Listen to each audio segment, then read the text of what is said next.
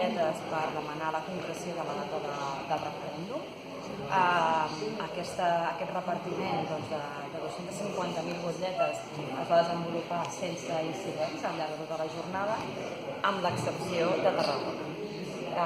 Per nosaltres és un fet trist que a la nostra ciutat el repartiment d'aquestes butlletes, que va començar a 7:15 del matí, que a més es van seguir al migdia i que preteníem seguir a la tarda, a primera hora de la tarda, acabés amb una multa de 500 euros amb un company de la nostra assemblea local, i pensem que és un fet trist perquè en ple segle XXI que a Tarragona es penalitzi el fet de distribuir una informació de contingut polític, doncs pensem que atempta absolutament contra la llibertat d'expressió política, i a més que estem parlant d'informació que es divulga, que no té res de publicitat i que a més entenem que no es contempla en cap cas com a una cosa que estigui prohibida dins del que són la normativa municipal i concretament dins de l'ordenança del civisme.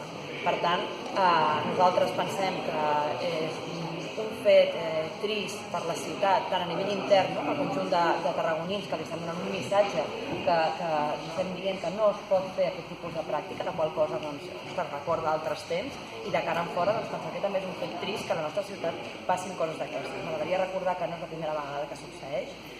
Fa cosa de 8 anys, poc després que tinguessin lloc els fets del Bershka, també es va multar el repartiment d'un diari, la bicicleta, amb 800 euros de multa per les persones que l'estaven distribuint, que tampoc no era publicitat, que es va recórrer aquella multa i que finalment va quedar en no res, i per tant pensem que això no és un fet que puguem titllar de que mai no havia passat. Ja havia passat, i a més la multa també es va posar a persones vinculades a l'esquerra independentista en aquesta ciutat. Doncs explicaré una mica com va funcionar, perquè resulta que jo estava al mateix lloc dels fets on va passar, i inclòs el tuit que ha fet la Begoña Fleury avui, perquè no tenim comunicació oficial, la versió que us explicaré ara és la versió, diguéssim, de primera mà. A 3:45 més o menys, jo em dirigia a una reunió i hi va haver els militants de la CUP que estaven repartint en aquell moment els butlletes que aquí teniu al mig de la Rambla. Un d'aquests militants, mentre jo em dirigia cap a ell, per coincidència, va ser interceptat per dos guàrdies urbans, i al moment que estaven dient-li que no podia repartir, i jo vaig arribar fins allà i vaig dir no, repartim igualment, perquè podem repartir, perquè això no és publicitat ni res, i podem repartir. El guàrdia urbà en aquell moment va dir que si continuem repartint li donéssim els 2 DNIs. Li van donar els 2 DNIs i se'n van anar fins al cotxe. Quan va tornar a donar-nos el DNI, l'Urbano va dir no l'havia conegut, a mi. I acte seguit va tornar fins al cotxe amb l'altre guàrdia urbano. Van tornar amb una multa, i aquesta multa la va signar el company que estava al meu costat, i quan l'anava a signar jo va dir no, vostè no. I va dir per què? I va dir perquè vostè no estava repartint. I la veritat, que no estava repartint. Em vaig apropant precisament quan havia estat interceptat l'altre company, però sí que em van demanar el DNI, i sí que teòricament, per les seves paraules, em va reconèixer, entre cometes. Per tant, la multa va tenir aquest procediment, i la multa posa que ha estat posada per fer publicitat és la part de dalt, però això sí que el punt de l'ordenança, del referèndum d'autodeterminació 2017, que va apuntar el nom del que era.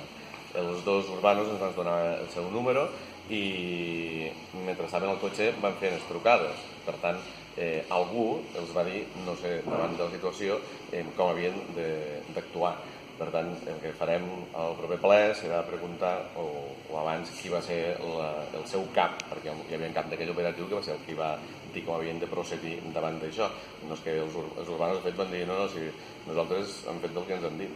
Per tant, hi havia un cap en aquest operatiu que va ser qui va acabar decidint que dels 2, diguéssim, identificats, amb un l'acusessin, a l'altre no, i quin era el delicte en aquest cas, no? Perquè si això suposadament era delicte a partir precisament de l'ordenança municipal, doncs el seu cap o no devia conèixer l'ordenança, la qual cosa també seria greu, o senzillament es va dedicar a fer una interpretació completament equivocada, que també seria greu. i aquesta seria una mica el relat. És un relat de primera persona perquè va tocar estar allà al davant i per tant va passar a davant meu. A partir d'aquí, el que passa després és que rebem tot un seguit de mostres de solidaritat i també de comunicats d'altres formacions polítiques que rebutgen aquesta sanció, i en aquest sentit nosaltres agraïm la rapidesa amb la que el grup municipal d'Esquerra Republicana i més tard el PDeCAT denunciessin i per tant es solidaritzessin amb nosaltres, també d'altres formacions com l'ANC aquí a Tarragona o Òmnium i el conjunt de companys i companyes de l'esquerra independentista, la qual cosa pensem que és positiva davant de fets com aquests. I per part del govern l'únic que sabem és un tuit que fa la responsable política de la Guàrdia Urbana dient que retirarà aquesta multa. Nosaltres no hem rebut cap comunicació formal, el que sí que no voldríem és que aquesta retirada de la sanció sigui resultat de que nosaltres estem dins de l'Ajuntament, perquè el que ens agradaria és que aquests fets no tinguessin lloc, que no passessin i que el conjunt d'activisme polític de la ciutat de Tarragona no es vegi exposat a que el sancionin quan està fent aquesta tasca de proporcionar informació. Les bullades requisades continuen en mans de la Guàrdia Urbana i suposem que si finalment s'acaba solucionant a partir d'aquesta intervenció que ha fet la Begoña Floria, que tampoc no podem valorar perquè no sabem en què consisteix. Hi ha 3 línies i no s'acaba d'aclarir què és el que estava malament i què és el que s'ha canviat, però evidentment el retorn de les butlletes és una de les coses primeres, perquè estàvem repartint-les i les continuarem repartint perquè encara ens en queden. No sé si lligueu una mica amb la campanya que vau fer de caure les màscares, no amb el cas Nitro, amb el cas Verge, que si creieu que té relació. Jo crec que és evident que en funció de qui reparteix material polític, d'informació política, tenim més números de rebre una sanció que una altra. Crec que això és una realitat. I també que els urbanos, preguntats sobre per què havien fet això, van dir que ells senzillament havien aplicat això, que no havien decidit. És a dir, no és que els dos urbanos vinguessin allà, sinó van arribar allà, van fer la consulta i la consulta va portar aquesta conseqüència. Per tant, hi ha un responsable superior a aquests dos urbanos. No és que ells dos, de fet, no res ha sigut. Ens han dit que féssim això. Gràcies.